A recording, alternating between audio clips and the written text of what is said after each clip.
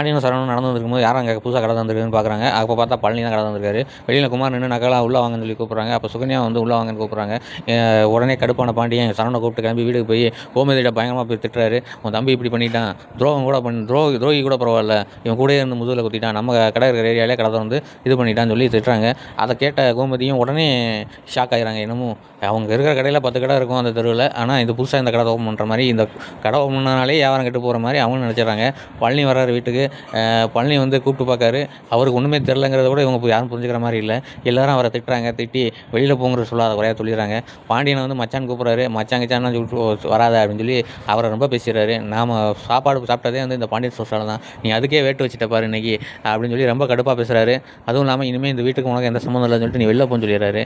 இதில் ஷாக்கான பழனி வந்து இன்னும் அதில் மீட்கவே இல்லை. அதுக்குள்ளே நேற்று ஏதோ ஒரு ப்ரொமோ வர வந்துருந்தது. செந்தில் வந்து கேள்வி கேட்டு அதுக்கு அடி வாங்குறாரு சக்திவேல்கிட்ட. அப்போ வந்து கூட நீங்கள் தேவையில்லைன்னு சொல்லி பழனி வந்து இந்த குடும்பம் வேணான்னு சொல்லிடுறாரு.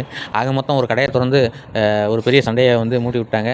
பார்க்கலாம் இதுக்கு அடுத்து என்ன நடக்கும்னு சொல்லி கமெண்ட் பாக்ஸில் கமெண்ட் பண்ணுங்கள். தேங்க்யூ.